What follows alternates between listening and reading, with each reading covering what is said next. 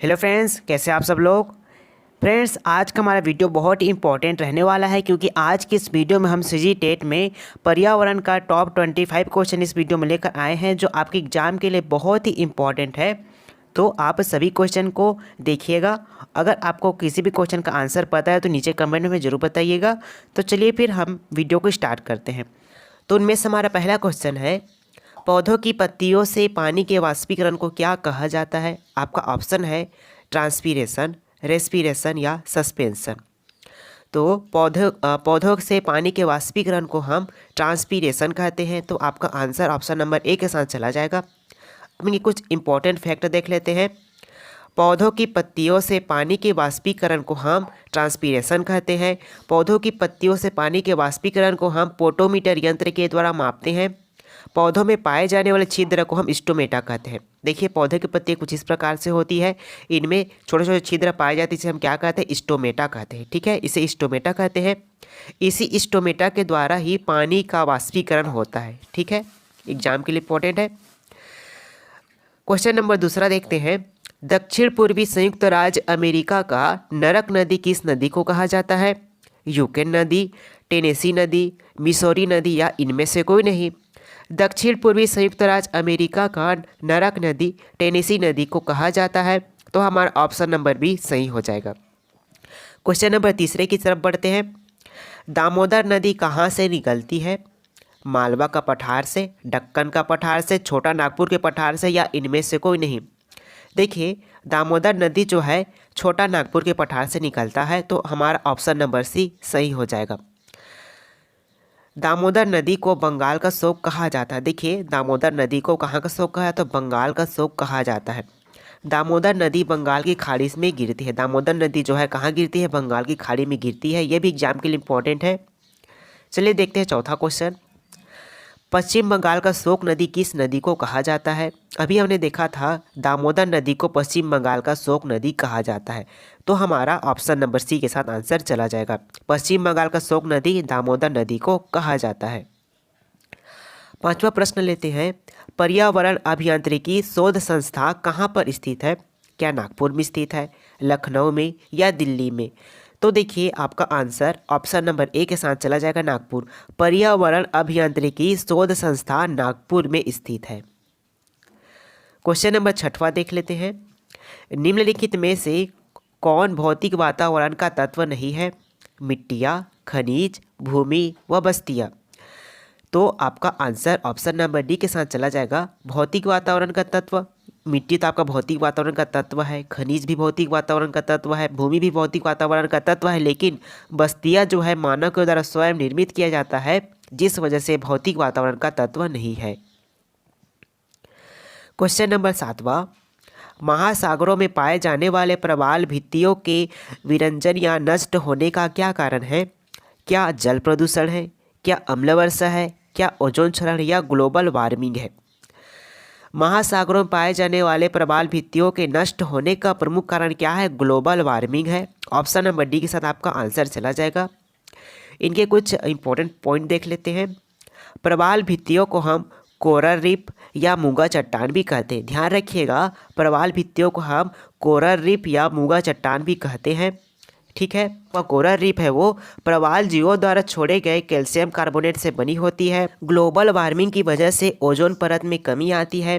अगर ओजोन परत का क्षरण होता है तो ओजोन परत के क्षरण से पराबैंगनी किरणें जो है हमारे पृथ्वी में आने लगेगी, जिससे त्वचा में कैंसर हो जाएगा और मोतियाबिंद नामक भयंकर बीमारी होने लगेगी। ये भी एग्जाम के लिए इम्पोर्टेंट है। देखते हैं आठवां क्वेश्चन। नंदा देवी राष्ट्रीय उद्यान कहाँ स्थित है। महाराष्ट्र में, उत्तराखंड में, मध्य प्रदेश में या इनमें से कोई नहीं। तो नंदा देवी राष्ट्रीय उद्यान जो है आपका उत्तराखंड राज्य में स्थित है। तो हमारा ऑप्शन नंबर सी के साथ आंसर चला जाएगा। नंदा देवी राष्ट्रीय उद्यान में क्या देखने को मिलता है, हिमालयन कस्तूरी मृग, मृग यानी कि हिरण देखने को मिलता है। ये भी एग्जाम के लिए इम्पोर्टेंट है। देश में सबसे बड़ा राष्ट्रीय पार्क कौन सा है। हिमिस लद्दाख। हिमिस लद्दाख जो है देश में सबसे बड़ा राष्ट्रीय पार्क है।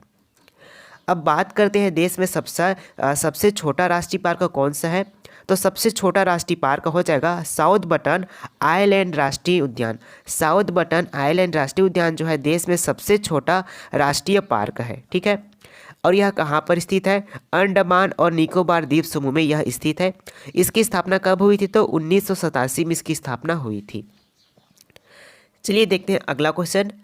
छत्तीसगढ़ के राज्य पक्षी का क्या नाम है? क्या मोर है, क्या तोता है, या पहाड़ी मैना, या फिर गौरैया है? तो छत्तीसगढ़ के राजकीय पक्षी का क्या नाम है? तो पहाड़ी मैना है। तो हमारा आंसर ऑप्शन नंबर बी के साथ चला जाएगा। चलिए बात करते हैं क्वेश्चन नंबर 11 की। निम्नलिखित में से कौन सा प्राकृतिक वनस्पति मरुस्थलीय प्रदेशों में पाया जाता है? क्या फर पाया जाता है, या चंदन पाया जाता है, कैक्टस पाया जाता है, या फिर महोगनी पाया जाता है? प्राकृतिक वनस्पति मरुस्थलीय प्रदेशों में कौन पाया जाता है? आपका नागफनी, या जिसे हम कैक्टस भी कहते हैं। तो हमारा ऑप्शन नंबर सी के साथ आंसर चला जाएगा। क्वेश्चन 12, जीवों के व्यवहार का अध्ययन क्या कहलाता है? क्या इथोलॉजी कहते हैं, डेमोलॉजी कहते हैं, नियोलॉजी कहते हैं, या फिर इटियोलॉजी कहते हैं? जीवों के व्यवहार के अध्ययन को हम इथोलॉजी कहते हैं। तो हमारा आंसर ऑप्शन नंबर ए के साथ चला जाएगा। हम जितने भी क्वेश्चन करा रहे हैं वो सभी आपके एग्जाम के लिए बहुत ही इंपॉर्टेंट है, तो सभी क्वेश्चन को आप ध्यान से देखिएगा। क्वेश्चन नंबर 13 की बात करें, आर्य समाज की स्थापना किसने की थी? क्या राजा राम मोहन राय ने किया था, स्वामी दयानंद सरस्वती ने किया था, या फिर स्वामी विवेकानंद ने किया था? तो आर्य समाज की स्थापना स्वामी दयानंद सरस्वती जी ने किया था, ठीक है। तो हमारा आंसर ऑप्शन नंबर सी के साथ चला जाएगा। चलिए इनके कुछ इंपॉर्टेंट फैक्ट देख लेते हैं। रामकृष्ण मिशन की स्थापना किसने की थी? तो स्वामी विवेकानंद जी ने रामकृष्ण मिशन की स्थापना की थी। आधुनिक भारत का जनक किसे कहा जाता है? तो राजा राम मोहन राय को। राजा राम मोहन राय जी को आधुनिक भारत का जनक कहा जाता है।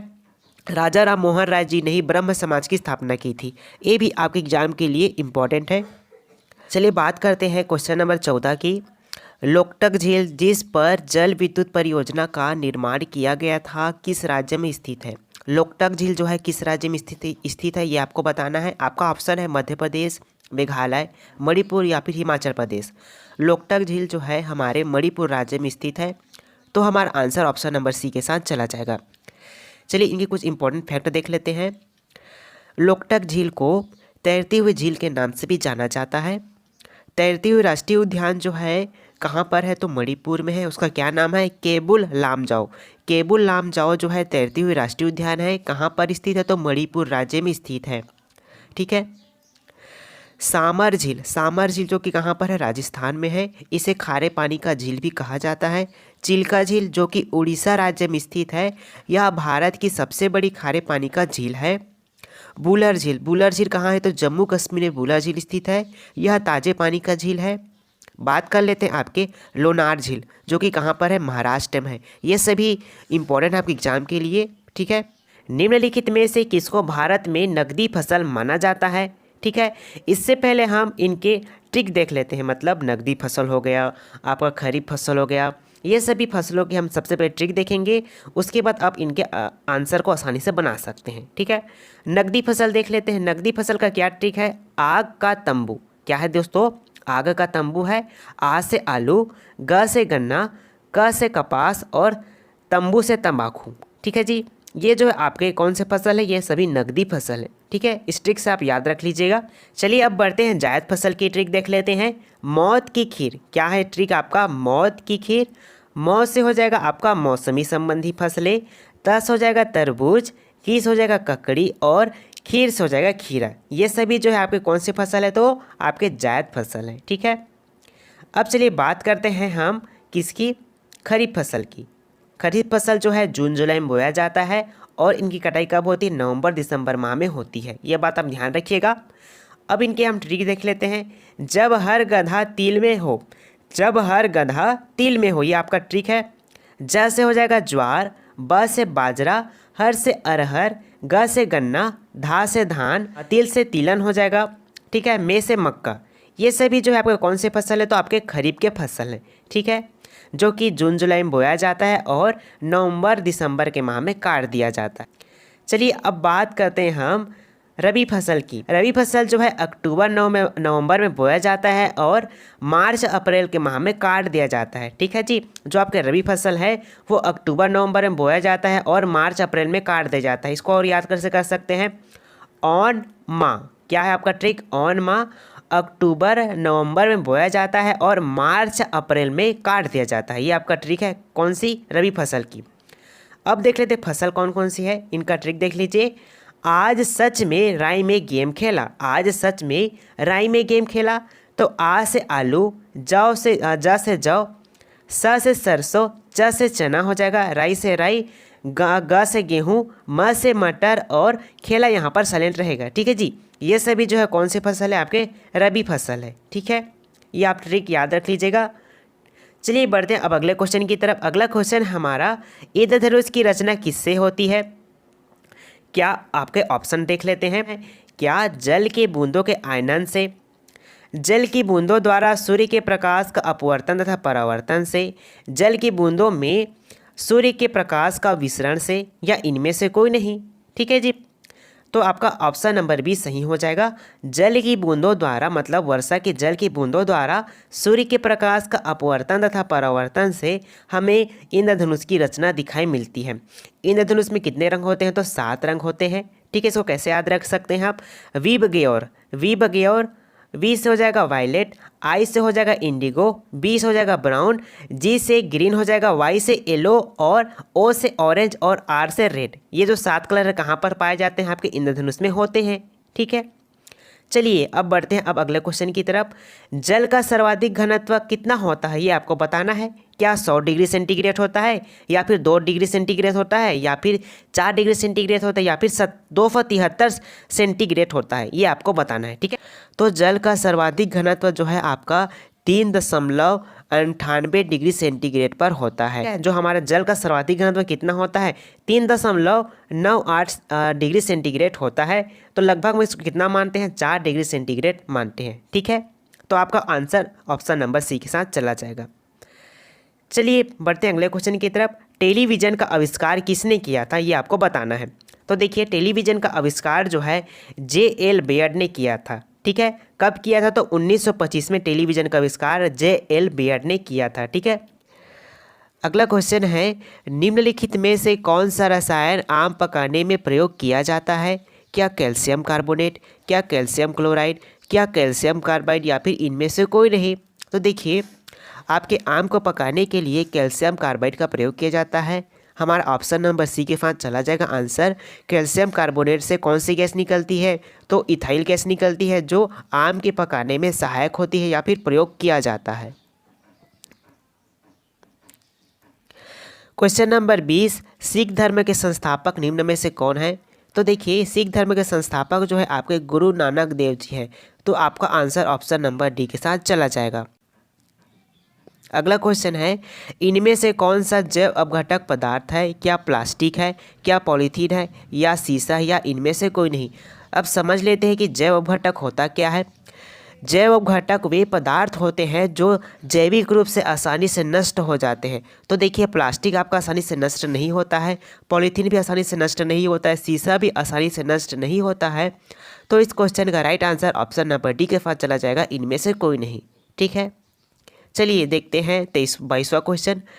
डचीगम राष्ट्रीय उद्यान कहाँ पर स्थित है? क्या हिमाचल प्रदेश में, क्या सिक्किम में, क्या जम्मू कश्मीर में, या फिर तमिलनाडु में? तो डचीगम राष्ट्रीय उद्यान जो है आपका जम्मू कश्मीर में स्थित है। तो हमारा ऑप्शन नंबर सी के साथ आंसर चला जाएगा। डचीगम जो राष्ट्रीय उद्यान है वो जम्मू कश्मीर के श्रीनगर जिले में स्थित है। इसकी स्थापना कब हुई थी? तो डचीगम राष्ट्रीय उद्यान की स्थापना 1981 में हुई थी, यह भी आप ध्यान रखिएगा। चलिए देखते हैं 23वां क्वेश्चन। समुद्र का कितना प्रतिशत जल पीने योग्य होता है? आपका ऑप्शन है option number A, option number B, option number C, या फिर ऑप्शन नंबर डी आपको बताना है। तो समुद्र का जो हमारे लिए 0.65% जल जो है हमारे पीने के लिए उपयुक्त होता है। तो आपका ऑप्शन नंबर सी के साथ आंसर चला जाएगा। चलिए बात करते हैं अगला क्वेश्चन। अगला क्वेश्चन हमारा BOD5 क्या है? BOD5 क्या है? BOD, इनका फुल फॉर्म क्या होता है? बी का मतलब होता है बायोकेमिकल, ओ का मतलब होता है ऑक्सीजन और डी का मतलब होता है डिमांड। ऑप्शन देख लेते हैं। Biochemical oxygen demand in 5 hours, biochemical oxygen demand in 5 days, biochemical oxygen demand in 5 months, biochemical oxygen demand in 5 minute. तो देखिए आपका BOD 5 का मतलब क्या हो जाएगा? Biochemical oxygen demand in 5 days. तो हमारा आंसर ऑप्शन नंबर बी के साथ चला जाएगा। BOD क्या होता है? BOD में जल व वायु में O2 की मात्रा को मापा जाता है, यानी कि BOD के द्वारा जल में व वायु में ऑक्सीजन की मात्रा को मापा जाता है। एग्जाम के लिए बहुत ही इंपॉर्टेंट है। लंदन ध्रुव पाया जाता है। आपका ऑप्शन है ग्रीष्मकाल के दिनों में, ग्रीष्मकाल में सुबह के समय, शीतकाल में दिन के समय या फिर शीतकाल में सुबह के समय पाया जाता है। लंदन ध्रुव क्या होता है?